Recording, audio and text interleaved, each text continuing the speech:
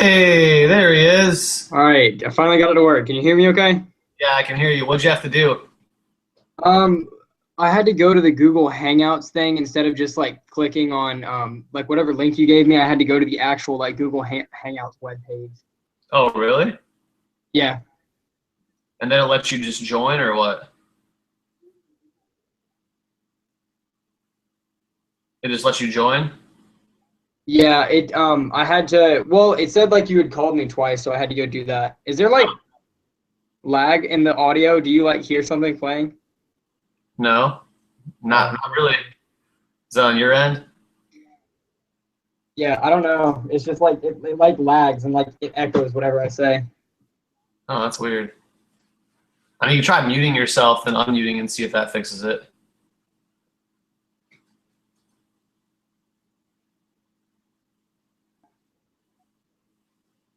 Anything? No, it's still there.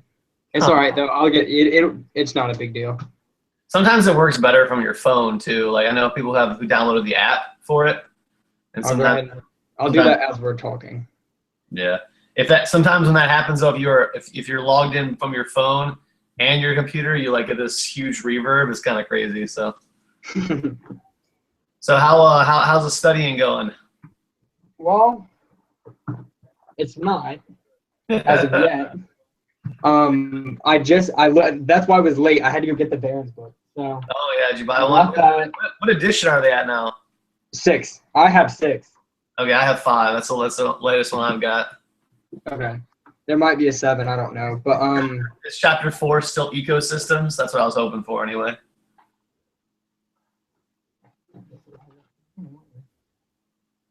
yeah, four is ecosystems. Okay, so it probably hasn't changed that much. No, I don't think so. Not at all. Yeah, they just buy they just have new versions all the time just to sell more copies, I guess. Yeah. Um, so yeah, you're the only one that's even attempted to study, I think, for this exam so far, and we're only like 2 months out. So Nice. May 2nd's the D-Day on this one. So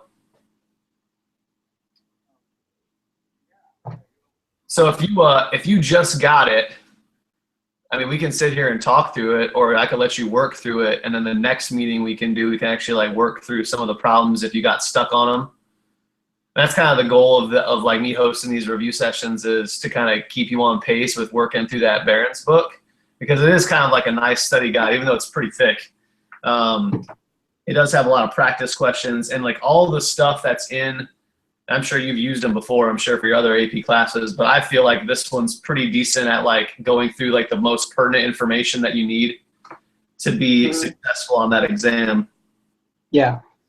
So I guess since you're the only one reviewing, what would you like to review? Would you like, well, you want to stay on and review some stuff, or you want to let's give you some time to kind of work through a couple of the chapters, and then like next week we go over them and then go through some more, or what? No, I'd rather just like for like 30 minutes or so, just like work through it or like talk through it with you, Okay, and like review with you through it. sure. All right. Let me get to chapter 4 then. I started with chapter 4 because it's kind of the easiest of them all, like with ecosystems, food chains, food webs. It was one of the things that we kind of started with throughout the semester anyway. So the first thing I have in that book is the populations and communities. Does it start the same for you as well? It does. Cool, yeah. So just kind of taking a look at the basic makeup, I guess, of how do they group things and classify big groups or populations of organisms. That's something that they always like to ask about is what's the hierarchy, I guess, of classification with organisms and ecosystems. And typically the biggest one, the most general category is the biosphere, followed by the ecosystems, and then communities that make up ecosystems, then finally populations that make up communities, and then species, and then obviously individual organisms that make up that species.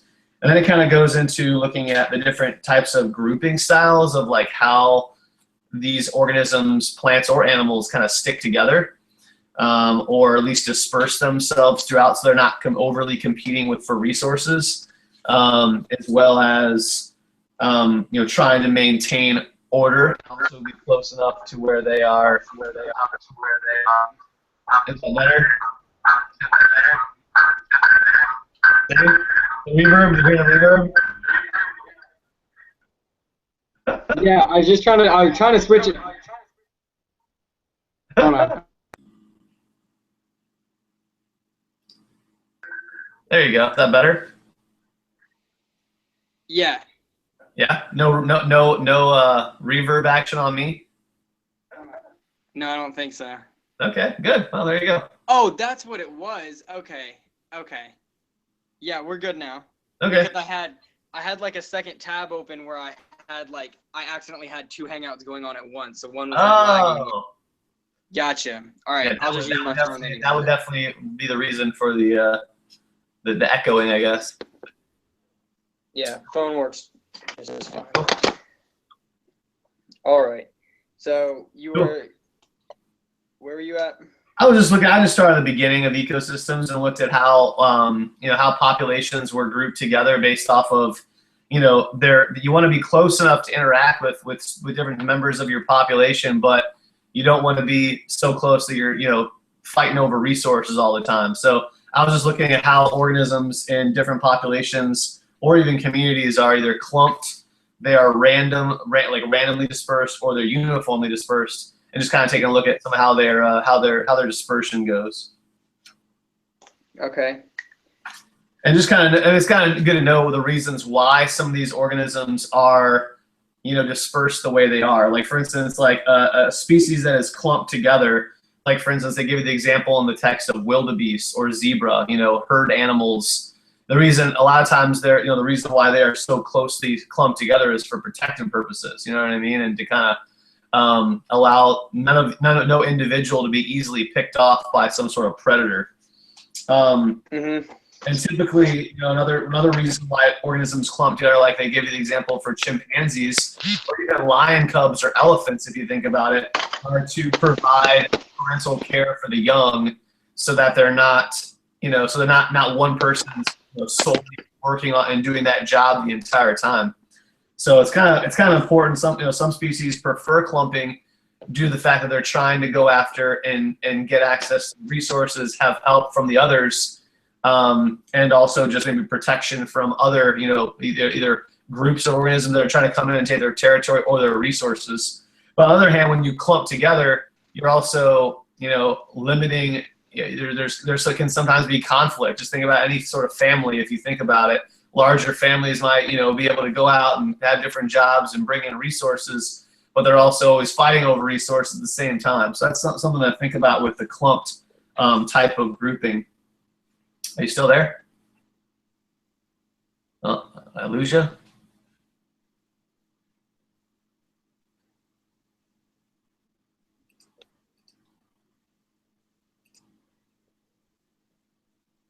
Oh, lost.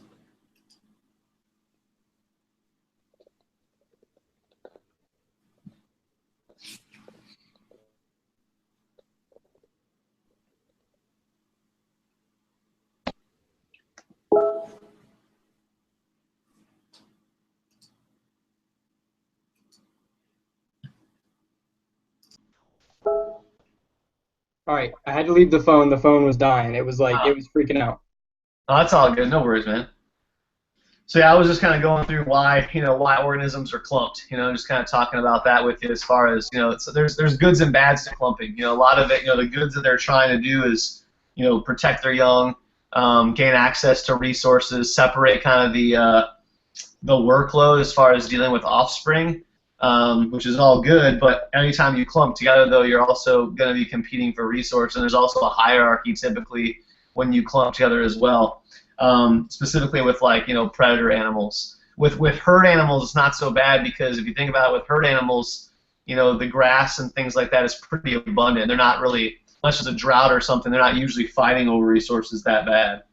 And then there's the random dispersion, where it usually occurs in habitats of environmental conditions and resources that are pretty consistent. So there's not a whole lot of competition. There's much competition going on. Like, for instance, a lot of things that are randomly dispersed are plants, especially with like dandelion seeds. Anything that is wind dispersed typically can be pretty random patterns. And a lot of times a good example of that is plants for the most part. Then you've got your uniform structure, which is, where things are evenly distributed. They give the examples of penguins exhibiting uniform, separation during nesting season. So that way they're all having their little space and they're protecting their area as far as nesting goes and defending their territory. Even plants can do that. Plants can release chemicals within their root systems that kind of inhibit growth of new juvenile plants around them. So that way they're not, fighting over nutrients or, soaking up or blocking out sunlight from each other and things like that. So those are just a couple of like I said, the reasons, or things that are about these different distribution patterns. I would say that there's goods and bads to all of them. With random, you're obviously not competing for resources, but you might not end up next to somebody that you can interbreed with. With uniform, you're pretty evenly distributed. You've got pretty good, decent distribution of resources. So there's not a whole lot of negative to uniform, except though the fact that you're probably gonna want to defend your territory all the time, so somebody's not expanding into yours. And then, like I said, clumped, even though you're going after resources, you're always fighting for resources as well within your own family. So that's a little bit on the different groupings of organisms. And it kind of shows you pictures. It shows your pictures for yours as well. Yeah. Yeah, little clump patterns. Yeah. And then there's that whole term niche, which we kind of talked about and looked at species like generalists and specialists that have either very broad niches like generalists or are very obviously specific, have narrow niches, with the specialist species only allowing to do certain things, for instance, the panda with only having its certain food like the bamboo, or the koala with eucalyptus, whereas a generalist like a raccoon is has the ability to basically morph into whatever it needs to be and eat whatever it needs to do to survive. So some organisms, like I said, just based on their niche, are more well adapted than others. And we kind of talked about that, those K species or R selected species that we talked about before. Also, there's a couple other laws that I don't think we mentioned as much about right there. Do you have that, the law of tolerance on your chapter? Right below niches, yeah? Yeah, I do. Okay. So law of tolerance basically deals with all of those things, the existence, abundance, distribution of species. And it depends on, like I said, tolerance level of not only physical factors, like how much space you need or what kind of food you need, but also chemical factors as well. And that has to do with climate, temperature, some more, those are the physical factors. But also, like I said, some of pH, things like that, for especially with aquatic organisms or even plants as well. And so those are obviously, some things have a greater tolerance than others, and some things, like I said, can range very well in pH and different temperatures, other limiting factors, but other ones cannot. And usually the generalists are pretty good at having a more, wider law of tolerance or a wider range of tolerance. Whereas specialists typically are, pretty defined by what their roles are and what kind of factors they need. Some species, not even just species, but just different communities will also, what we do this thing called resource partitioning, which is right below that. And it's basically where, different organisms either feed on different or use different aspects of the resource itself, or maybe even share them during different seasons. So that way they're not overutilizing it at the same time and really competing with each other. They've just kind of evolved to use different aspects of the resource. That way everybody can survive. I think it gives an example of one species of spiny mouse feeds on insects during the day, while a second species feeds at night, so the different feeding times. Even though they're preying after the same type of organism, insects, they're doing it at different feeding times, which might make things a little bit easier as far as gaining access to a resource for everybody. So there's obviously different types of partitioning too. So that one would be an example of that would be a temporal partitioning. But there's also spatial partitioning, which basically means they're obviously occupying different habitats. I think I used this one in class. We didn't get too much into detail as far as the different types of resource partitioning, but I'm pretty sure we talked about it once or twice. But the one about spatial partitioning is looking at literally using different aspects of a of an ecosystem. So like, for instance, I think I used, what did I use? The warblers, I think, was an example the book gave of like using the same tree, but like some of them use the top part of the tree where others use the bottom part of the tree as far as for their homes and nest building and resources. So that'll be an example of kind of spatial partitioning. And this one they give examples of different fish feeding at different depths in a lake. And the third one is morphological partitioning, where like two species like of bees have evolved differently as far as lengths to hit various flowers of the same species. So sometimes, you know, some flowers are deeper, others are shorter. So if there's two species that have evolved different, you know, beaks or whatever, proboscis, which basically I guess siphons, if you will, then they're obviously still using the same species of plant, but just using different aspects or different depths of the flowers that are produced for that resource. So they're literally morphing or changing themselves body-wise in order to gain access to resources and also not overlap on each other's niche. So, quick question on that one, Mr. Gentleman. K selected and R selected. Can you go over those? Like, just tell me which one is which one more time. Yeah. So K selected specific, like usually K selected species are competitive species, but in this case they have the ability to withstand like a wide range of environmental conditions. Where it says R selected species are specialists. I don't know if that's actually right the way we talked about that in class though. When we looked at R selected, we were looking at, you know, those ones were ones that reproduce quickly, and whereas K reach carrying capacity. So I'm not sure the book actually gives you that one. That kind of, is that what it says for you too on that part underneath ecological niches? Generalist K species have a broad niche, whereas R selected are specialist species. It doesn't say K selected or R selected. It only says generalists and it only says generalists and specialists. Okay, good, because I think it's wrong. In my book, I would say that's wrong because typically K selected species are ones that, you know, they're kind of narrowest. You know what I mean? They're the ones that are competing for resources, usually larger to more developed animals, whereas R selected species follow an intrinsic rate of growth, which is usually growth without inhibition. So typically that's an R selected species would be more of a, you know, like an insect, which can grow uncontrollably in favorable conditions. So I think my book, I'm glad they made that adjustment because I just noticed that now when I was reading it, I'm like, generalists aren't really K and R isn't specialists. So it's kind of weird how they put that there. So I'm glad they took that out of your version of the book. So.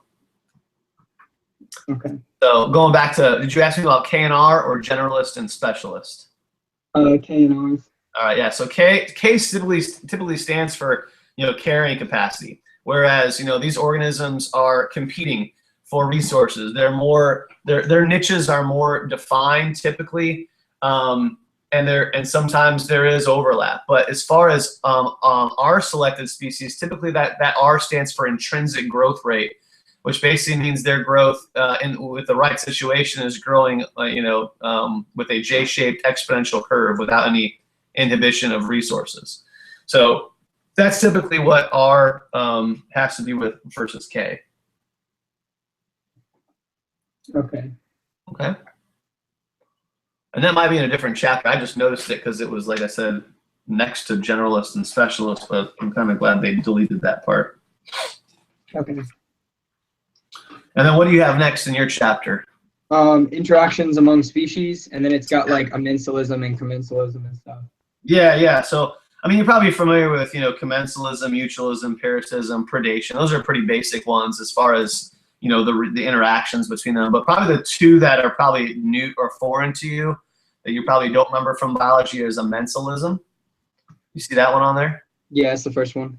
Yeah, and then sapotrophism. Is that one on there too or no? Yes, the last one. Yeah, those two are probably the most, I guess, different from what, I mean, everything else is pretty standard from standard bio, you know? Yeah. We go over all of them, or do you want to go over those special ones? Just go over the two, amensalism and stuff. Okay. So amensalism says interaction between two species where one species suffers and the other is unaffected. Like, for instance, like bread mold penicillium, which is the same, you know, mold that we got penicillin from, actually secretes penicillin, which is a chemical that kills off bacteria around it. So even though it's not really the mold itself, the penicillium isn't gaining any access to resources or really gaining anything, but it's inhibiting or killing off bacteria around it. That would be an example of amensalism. It also happens with, it looks like, in chaparral or desert communities, like it says, by reducing by reducing competition for scarce nutrients in the water as well. And so there's another one that also shows that the black walnut tree is another example that releases a chemical that kind of kills the neighboring plants around it, which also kind of goes back to, like I said, that same grouping of organisms. Like I told you before, some organisms like the black walnut do that, so that way they are more, I guess, uniformly, distributed. So they're all not like, clumping on top of each other. So they all have access to resources. All right.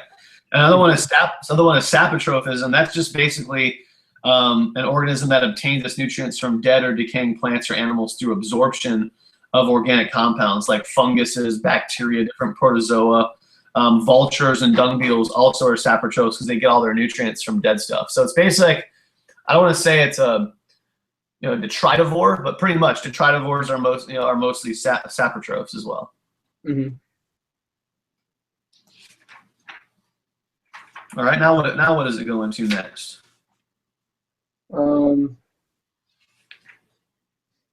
Keystone species. Okay, yeah, cool. And does it give you? I have 2 examples. Does it give you more than 2 or no? Sea fish, sea otters, or starfish. Starfish, yeah, sea otters. Yep. Okay, those are good. I think we did a little case study. Did we do a case study on sea otters in the kelp forest? We did the American alligator, I think. Oh, okay. So all right. Well, that's another good one. But yeah, sea otters are interesting because they actually eat urchins, and all urchins can kill kelp. Basically the kelp roots hold them in place on the ocean bottom, and if left unchecked, those sea urchins go down and eat out of the base of the kelp forest. And if they do that, then the kelp plant can't grow and provide habitat for not only the sea otters but everything else that's around it.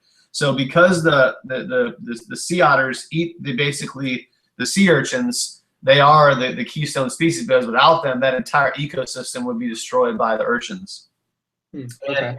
Starfish are kind of the same way. Starfish prey on sea urchins and other shellfish, and they obviously, if starfish are removed from the ecosystem, the mussel population exposed, driving out other species, eating up kelp forests. So starfish are kind of the similar, they're kind of keeping all those other organisms underneath checks and balances, as far as to make sure that the ecosystem stays intact. So that's a keystone species, detrimental to making sure that the ecosystem stays all intact and good. All right. All right. Next is edge effects, and that one I'm not really familiar with this. I don't think edge effects. Okay. So it says the edge effect refers to how local environment changes along some type of boundary or edge. Like for instance, like when on Piney Green, good example, Piney Green Road, they had all that forest that was right along the Piney, just a single 2-lane road. Well, then what they did was they came in, they cut the road back, which those trees that were once in the middle of the forest, which aren't really used to, a lot of sunlight, are now being exposed to direct sunlight, splash, even the little salt spray they put on the roads, now all that stuff is now impacting those trees that haven't been tested through that.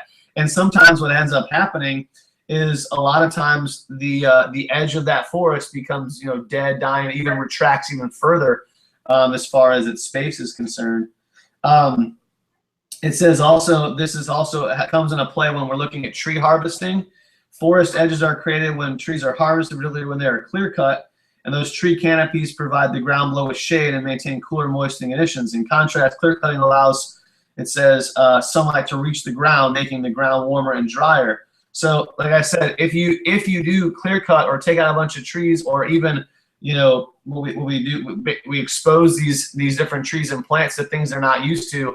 They might even, those spaces or clear cutting spaces or open spaces will just grow even further because those organisms aren't adapted to them.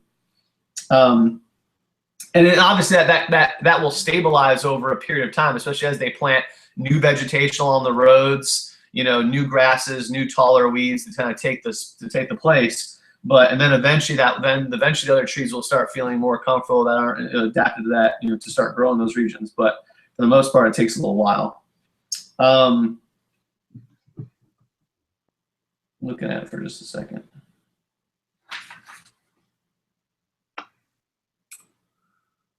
Yeah, so it also references that not only the trees are impacted, but animals are impacted as well, because some organisms are well adapted to being in the open and kind of hanging out on the edge itself, like like for instance, I see a lot of red-tailed hawks hanging out on trees at the edge of the forest line because they're looking for mice, you know, in the fields below and the grasses below. But other things like owls or things like that maybe are more, you know, I guess adapted and well suited for in deep forests, you know, and flying in deep forests and things like that. So it just depends on, you know, like I said, the organisms, what's happening with the canopy itself and the community itself. Okay. So ones that do well with human disturbance, we call those edge species because they're okay with, you know, their habitat being disturbed or not having a full canopy all the time. And then you've got what after that? You mean after edge effects or like at the very end of the edge effects paragraph? Oh yeah, no, at the end of edge effect, or after edge effects. Unless there's something else you want me to go over that I missed in edge effects.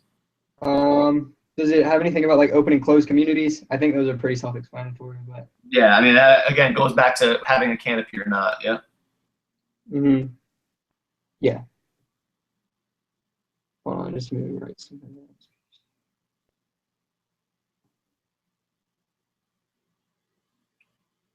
I guess it also talks about like open community ability to migrate back and forth. You know, that also goes back to what we call habitat corridors. That's another word that would be associated with an open community, because an open community organism can, you know, without much effort go back and forth between two, you know, areas or habitats. Whereas a closed community, there might be, you know, a huge field or a you know, huge highway separating two, you know, two types of ecosystems. So that. Excuse me one moment, Mr. Dillon. All right.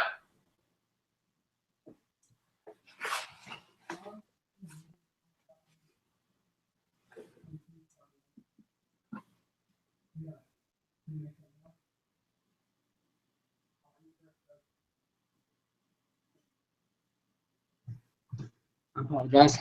Oh, that's okay. Okay, and you were saying like habitat corridors.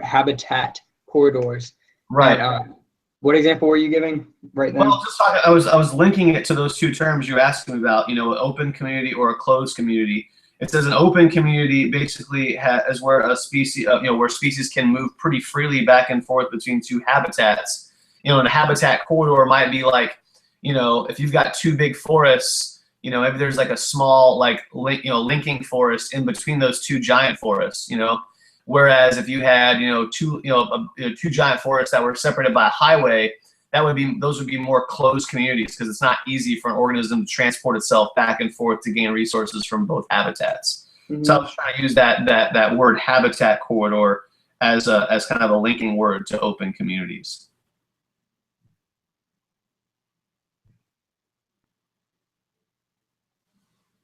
All right. Okay.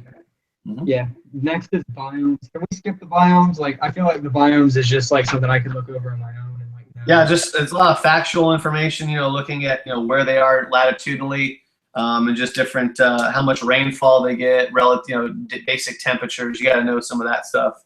Yeah, actually, I'll ask you. What do I need to know about the biomes from each one? What do I need to know about each one? Oh, for each one. Like, what information? Like, should I know like precipitation? Like. Yeah, I would know. I mean, whatever they give you in those little paragraphs, I would be highlighting like, you know, some of the key points of that. You know, if some of it might be, you know, where they are literally latitudinally, like taigas found between 45 and 60 degree north latitude.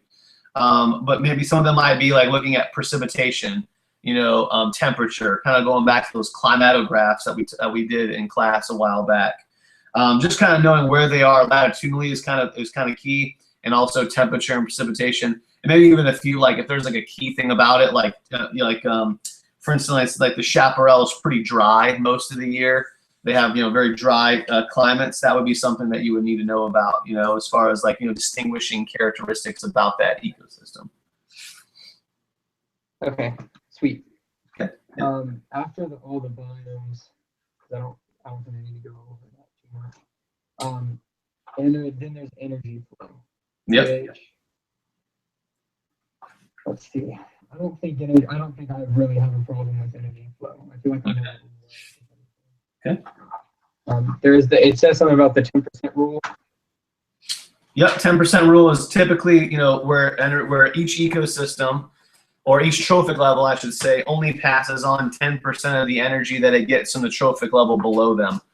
And we mentioned that, and like I told you guys this in class, the 10% rule is great, but it doesn't always apply because some ecosystems have a higher net primary productivity, which means they have a lot more plants and they're able to harness a lot more energy and get a lot more energy going through the ecosystem than some other ones. So yeah, the 10% rule is kind of an average of all the biomes and roughly how much energy is passed on trophic level to trophic level. That's what that 10% rule is all about.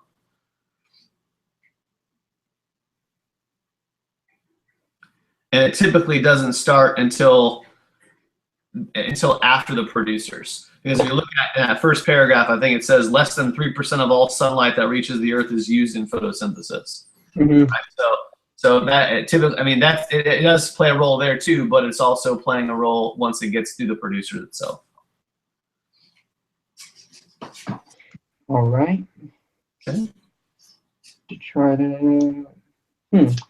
What are detritus energy pyramids? Did we ever look at those? Well, I'm saying that one more time.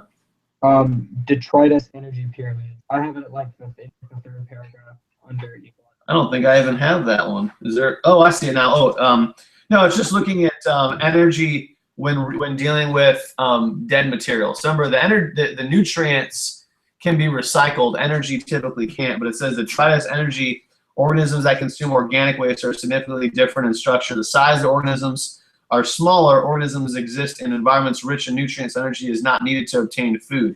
So they're not really doing anything. They don't have to like go out and hunt things. They don't have to. All they do is show up or start populating around that area, and they're going to get access to resources. So typically they might not follow that 10% rule because they're not using a lot of energy to actually get access to the energy because they're just decomposing dead stuff.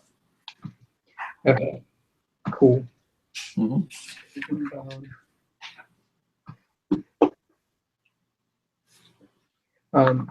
Yeah, the trophic levels aren't too bad. GPP and MPP aren't bad. I think I know those. Okay. I'll need to know which ones have the highest productivity and stuff, right? Yeah, on the back, right on. If you flip the page over, I think it shows you 2 bar graphs, right? Yep. Yeah, so those ones are the net primary productivity, having the going from highest as far as productivity to, I would say, lowest, if you will.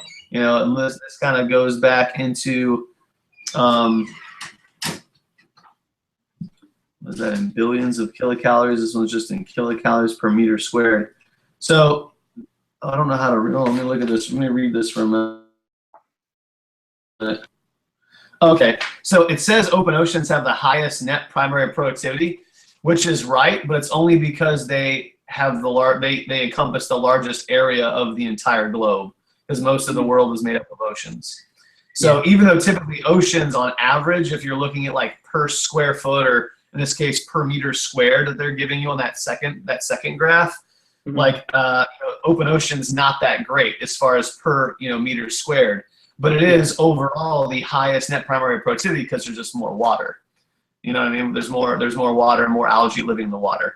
So the real focus really is that second bar graph, which obviously shows you the highest ones per meter squared, which is the estuary, the swamps, the marshes, and the rainforest. So looking at both the aquatic and the terrestrial biomes, those top 3 are probably the best. I mean, they're pretty much neck and neck the whole way through. Estuaries, swamps, and marshes and rainforests are your big producers as far as energy is concerned. Again, mostly because they just have the most plant species and the most ability to harness solar energy. Okay. Biodiversity isn't. I don't think I need too much help with that one. Okay. Okay, it says natural selection, and then it has stabilizing selection and directional and disruptive selections. Can we go over those kind? Sure. This kind of goes through, this is leading us right into evolution and stuff. And looking at each of those 3 situations, they have good examples for each of them. So let's go over those. Let's start with directional selection. That's probably the most basic, common one that you probably remember from biology, where it's going to affect extremes of the population. So for instance, I think back in the day they give you example of the, oh crap, what's it called? The the moth, the peppered moth. Do you remember the story of the peppered moth at all? Uh-huh. Where it used to be white. The pepper moth used to be mostly white with black spots, and then after the Industrial Revolution, up in the northeast of the United States, they started getting darker. That's an example of directional selection where one I guess genetic variation of that species is favored because of environmental changes, and therefore the entire species changes in that direction. So that's the prime example, probably the one you've heard the most about in evolution, is directional selection. Disruptive selection, which is the next one, is where it acts against individuals that have average conditions and favors individuals that are the extreme ends. For instance, it gives the example of polyploidy. So it occurs in plants when entire sets of chromosomes are multiplied. Gives an example of sympatric spindle. Let me get an actual better example for you. Genes, slight changes.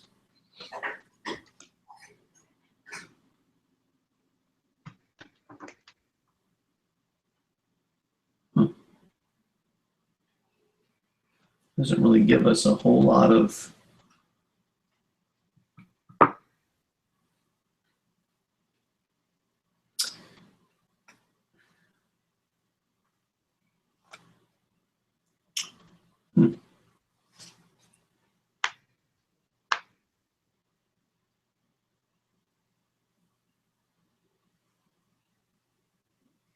Yeah, because that next paragraph is more, it's not necessarily about disruptive selection. I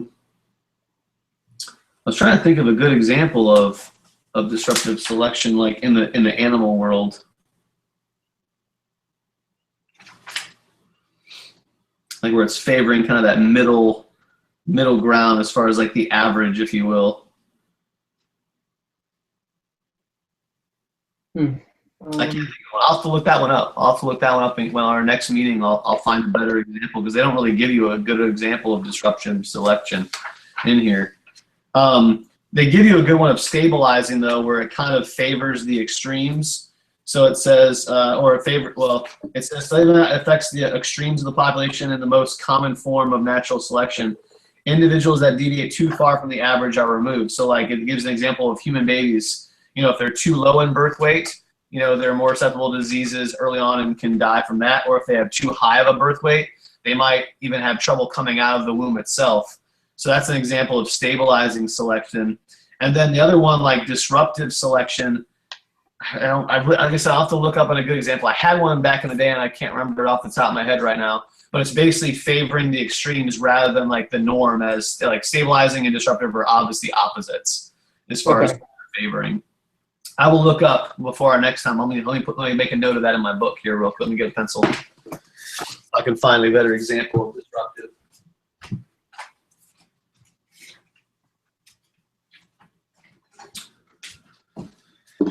All right. Okay. Cool. So that's a little bit on those different types of selection methods. Now, again, leading to evolution of a species for the most part.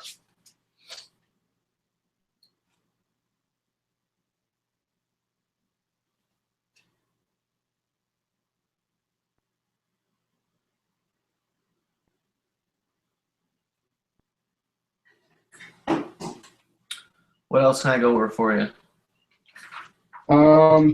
Let's see. Evolution. Evolution.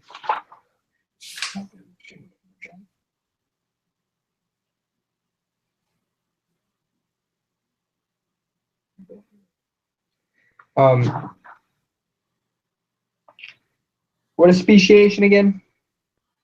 When a new species is created. So speciation means like either through evolution, a new organism evolves and becomes its own species. Okay.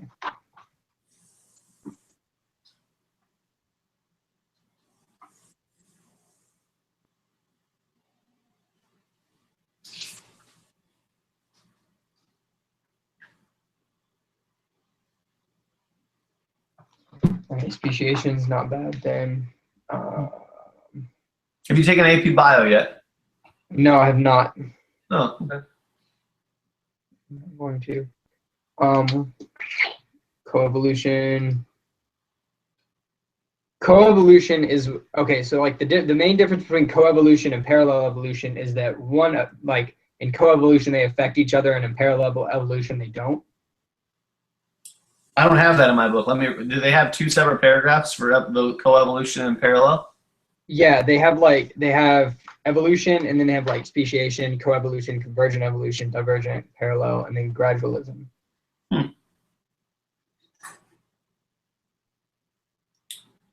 So they call, hold on, let me read this for a minute.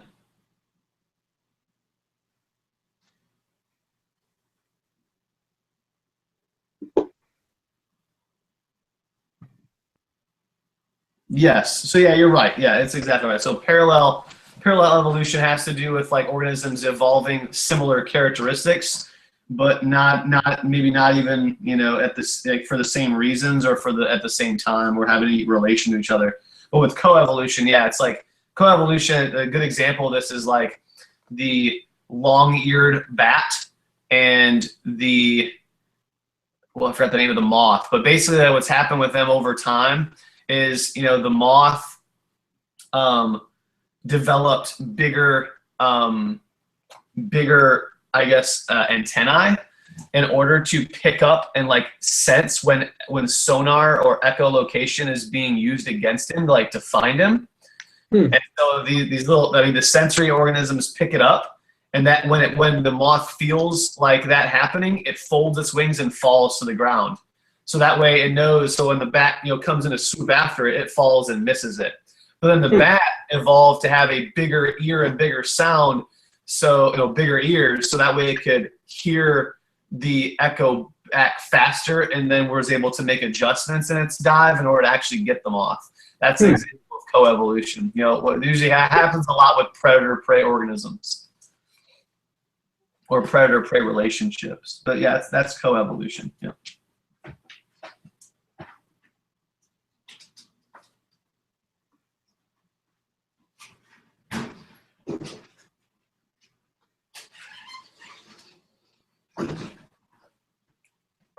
Okay. Can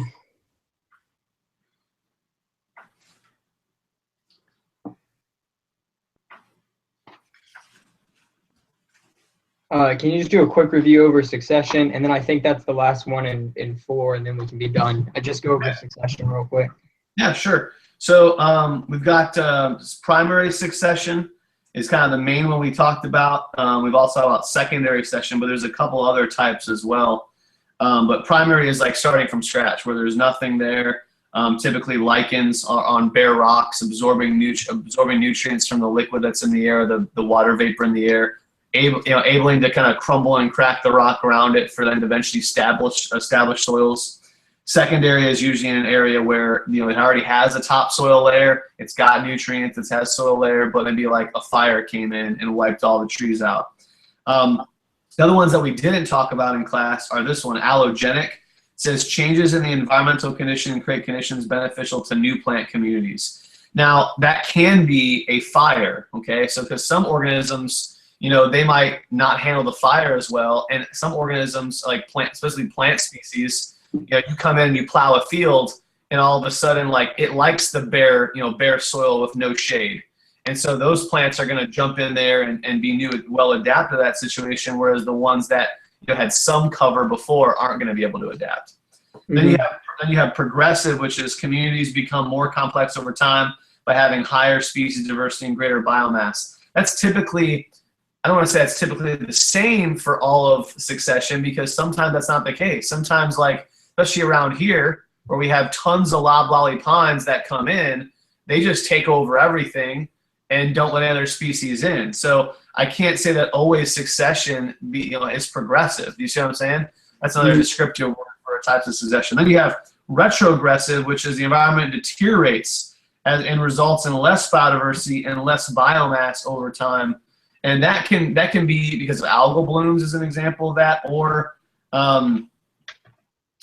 I wouldn't say it's less biomass, because obviously our pine trees are a ton of biomass, but in the aspect of it becoming less biodiverse, it is, you know what I mean? So it does have a little bit of that retrogressive property to it as far as our types of ecosystems around here. Okay. And there's all, I don't know if it goes into it. Does yours go into succession of pond ecosystems too, or no? Of what ecosystems? Like ponds, like filling in like ponds and lakes over time, or no? No, I don't think it does. Okay, all right. That was something we did a little bit on one of our review packets through succession, which we looked at how a pond fills in over time. So. Other than that, there's just like some chart, and then I think that's the end of chapter 4. So yeah, it just kind of goes through, gives you a review checklist to go over and kind of know it, and then it gives you about 25 multiple choice questions, and then a free response question that kind of pertains to the topics discussed in that chapter. It might not be a bad idea for you to go through those on your own. Actually, 20 questions, and then try the free response. If you can do it. If you can time yourself. I mean, they don't have to do it tonight or anything, but I'm just thinking, if like for the future, try one of those, and then see how you do on it. You can read kind of their, if you go through there, it gives you the answers, but it also gives you some like perfect answers for the free response question as well, per section, if you will. And so if you want to go over that next time, we want to try that now, and we can go over that, or later we can go over it next Wednesday if you want. Yeah, I'll do it. I'll get it done between now and next Wednesday, and then we can go over it then. If that's okay. What what other chapter? If you get antsy, you might want to do some other chapter work later, because I mean we only have I think 12. How many chapters in this book? I think 11. There's 11 chapters, and we only have 2 months. So if you want to if you decide you want to jump ahead and work through a chapter and then just ask me questions about it, I'd be more than happy to do that with you next time too. What chapter would you like to go work through next if you have extra time? If I have extra time, I'll actually probably